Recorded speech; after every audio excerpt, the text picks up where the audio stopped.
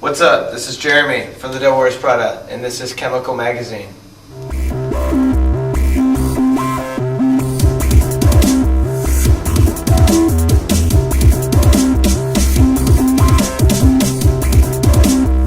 So, how have you been? What have you been up to? Good.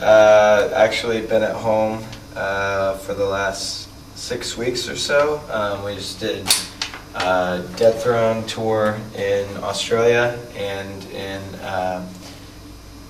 all of US and Canada, and then we took Christmas and New Year's off, and then That's always good. doing this, and then a short other US tour right after this, and then South America. So just trying to make sure that we hit everything from Australia and US and over here. And, Wow, and all very that busy. stuff. Yeah, very busy. So, in the small little UK, how have the fans been treating you? Well, this will be our first show today, so right. yeah, we'll see how that goes. But it's always been great in the past. We did a tour with Bring Me the Horizon about this time last year. I think it was. And we actually made the album in between those kind of things. So in between the Europe and the UK legs. So. You're currently on tour with Last Witness and Brotherhood of Lake. Is this your first show? Have you had a chance to play with them yet? Or we know Bobby from one of the bands just when he was filling in Architects and stuff, but we've never played with the other band. So right. Yeah, so I'm excited to see those guys. This April you'll be playing at the Rockstar Energy Drink Tour alongside heavyweights Slipknot and Slayer, two of my favourite bands. By the way. Yes. Are you excited about this tour? Yeah, very. It's like one of those things where they're like, yo, here's the lineup for Mayhem this year. Do you guys want to do that? And we're like, why would you even ask that? Yes. We've always said if we ever get a Slipknot offer, immediately take it. And then Slayer, Slayer's like, just between Slayer, Maiden, and some of those guys, those are just it, They've just been there like so long. Just even from Mike and I listening to, Slayer cassettes back in my old '91 Corsica back in the day. It's like it's crazy. It's once in a lifetime opportunity kind of thing. So. When you guys aren't tearing up the stage, what bands do you like enough to go and actually see in concert? Mike goes to a lot more than I do, really. He just, a lot of, I guess, like, stoner metal kind of stuff and just all those things. He doesn't smoke, but he's super into those things, and just a lot of cool, we live in Chicago, so there's just a lot of stuff moving through. I just don't go to a lot of shows just because on the rare occasions that we're home, I'm like, I want to chill, with my wife and my dogs and all that stuff. But you sound so busy that any moment you can get is I'm so sacred to you. I have a TV I watch once every 6 weeks, so it's like. Do any of you play any instruments outside of your roles in the band? Yeah, I can play keyboards roughly, I guess, and piano and stuff like that, and which kind of opens the way for anything. Between Chris and myself, we do a lot of just programming stuff when it comes to doing that kind of stuff and the engineering side of things, But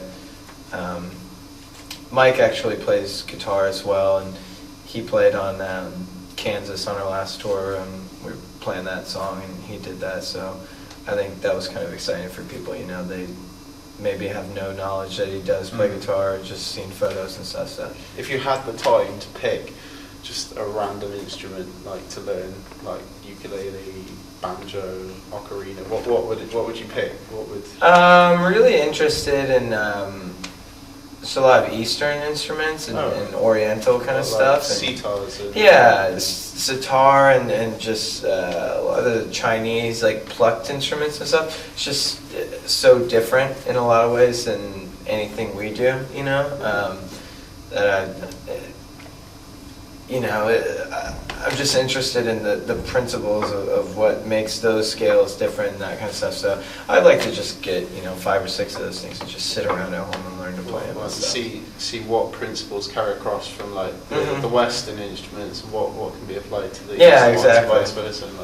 And just learn, you know, when you hear some of these soundtrack things and you're like, what is that exactly? You know, the boom, doo, doo, doo, the drums and stuff. It's like, that's cool. It's so different than like what we do. The doll drums. Yeah. Are there any UK festivals you would like to play but haven't had a chance to yet? Yeah, almost all of them. We've only done Download, and then in Germany we've done Rock am Ring and Rock am Park, and that's it. You know, we've never done Reading, Leeds, and all that stuff, and just all of these different festivals. There's just so many, and all of our peers are playing them and stuff, you know, so we're trying to work that into the picture.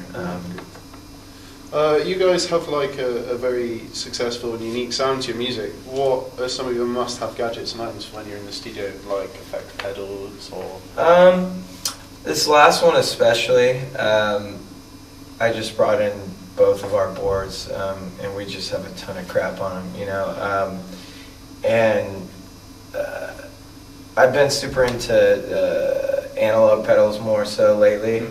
Just you lose a little bit of the control, but I kind of like that. I kind of like that you have to find a sound and then commit to it and print it, you know, rather than doing stuff digitally where I can fix it later, but it's like if you just do it the way you want it, then you don't need to fix it. So we used a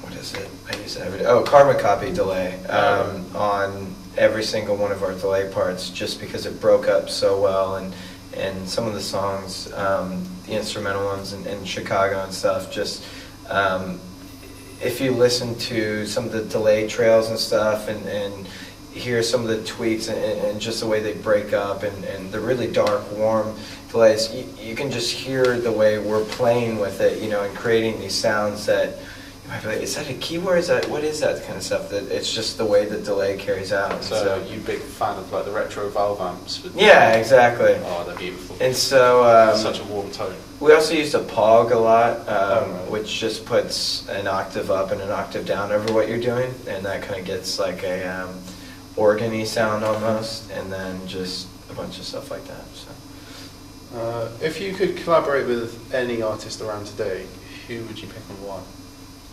Around today, oh man, that's tough because like a lot of them that I would like to, I wouldn't want to impose ourselves onto.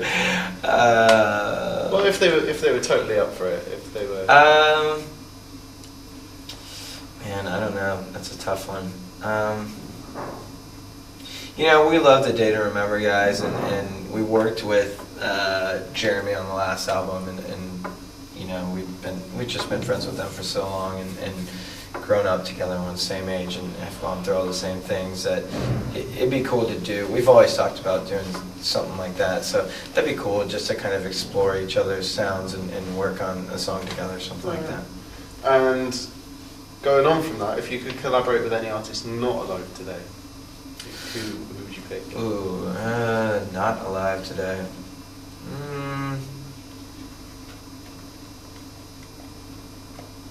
I've always just liked Hendrix, and also Kurt Cobain. I know those are two of the most stereotypical people, but I think they are for a reason. I think they brought, you know, being a guitar player, it's kind of different than most other instruments, to where there's just so much style that goes into this one instrument, you know, pretty much since the inception of the electric guitar, it's just been this massive figure in the way we view music, you know, there's so many different ways, and so, you know, whether it's Jimmy Page or any of these people, I just think what they bring to the table is so different, you know, and I would never dream of classifying myself in that scale, but I'd love to work with somebody like that. A lot of bands have like different ideas about major labels versus independent labels. What do you think fits your band best?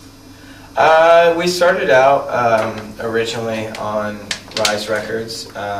You know, we didn't have any standards or care at the time. I was 18 years old. You know, Mike and Chris were still in high school when we signed that deal, so it was almost a joke when we sent the email to a label. check it out. And when they wrote back, you have no idea. You're like, yes, okay, we'll sign anything right now, that kind of thing. And we hit it on really good with the owner of Rise, and just had a really good relationship with him. We still do. And he pulled a lot of strings for us and gave us a lot of cool opportunities and stuff. So I'm going to put this down. And then we went to Ferret, which at the time was independent. And then that kind of shifted into the Warner world. But we've always, even still, just had an amazing relationship with the labels and the ability to do what we want. And that's all we care about, A lot of people say they feel pressure to do this and that. And maybe we're just lucky, but we do what we want. We make what we want, and they put it out. Is there sort of any difference between them? Is there like more pressure with the independent ones because they're sort of, they haven't got as much revenue coming in? Is there? There's just not as much money, but then again, in general, there's just not as much money right now. There's no money on labels right now, just because people don't buy music anymore. So, they just don't. And so when you're asking for budgets and things like that, there's just no money to go around. So as long as you're able to make records, then that's all that matters. Do you listen to many different genres of music, or is it mostly rock? Yeah, like beyond. I'll listen to classical and just anything along that realm. Probably some of the darker stuff, but it just depends on the mood. And then I'm super into a lot of indie, hipster stuff that people would be very surprised if they heard, old goth bands or anything really. Just they're great.